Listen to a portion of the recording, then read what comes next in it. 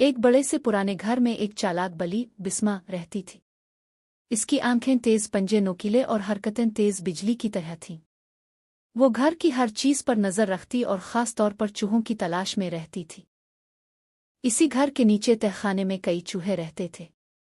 उनका सरदार एक बूढ़ा लेकिन निहायत समझदार चूहा चुंटू था। चुंटू ने अपनी जिंदगी में कई बिल्लियों से बचाव के तरीके सीखे थे। वो रोज रात को सब चूहों को जमा करता और कहता, बच्चों, बली कभी भी हम पर रहम नहीं करेगी। हमें हर वक्त होशियार रहना होगा। लेकिन नौजवान चूहे मनूफ, गप्पू और चुको अक्सर उसकी बातों को मजाक समझते। एक दिन बिस्मा बली ने तहखाने के पास चूहों की खुशबू महसूस की।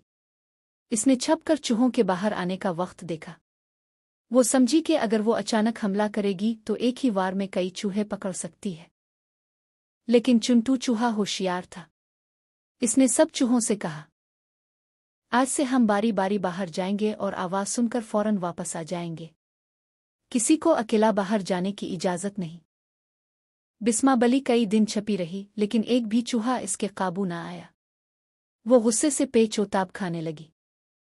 फिर एक दिन बिस्मा को एक चाल सूझी। इसने खुद को मुर्दा जाहिर करने की तरकीब बनाई। बली ने एक पुराने कपड़े के नीचे लेटकर दम हिलाना बंद कर दी और आंखें बंद करके ऐसे लेटी जैसे मर चुकी हो। मनूफ, जो कि सबसे ज्यादा जिद्दी और नासमझ चूहा था, बाहर आया और बली को मुर्दा देखकर खुश हो गया। चुल्लू बच्चों, आज जश्न का दिन है, बली मर गई, मनू ने कहा मारा। गप्पू और चुको भी बाहर निकल आए और सब चूहे खुशी में नाचने लगे। कुछ तो बली के करीब आकर इसे छेड़ने लगे। चुंटू ने सबको रोका मगर कोई न माना। अचानक बिस्मा बली ने एक जोरदार छलांग लगाई और मनूफ को पकड़ लिया। पूरा तहखाना सहम गया।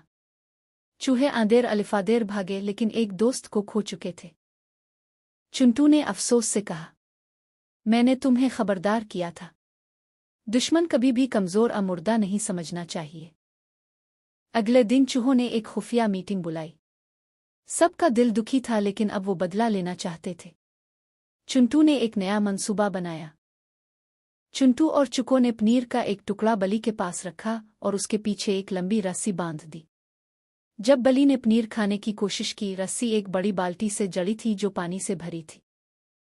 बली जैसे ही पनीर की तरफ बढ़ी, रस्सी खिंची और बाल्टी का सारा पानी इस पर गिर गया। बली भीगी हुई गुस्से में गुर्राई और वहां से भाग गई। ये मंजर देखकर सब चूहे खुश हो गए, लेकिन चुंटू ने सबको रोका और कहा, दुश्मन को शर्मिंदा करना काफी नहीं, हमें हमेशा अक्ल और इत्तेहाद से काम लेना चाहिए। इस दिन के बाद बली ने चूहों के पास आना छोड़ दिया और चूहे भी ज्यादा मोहतात हो गए।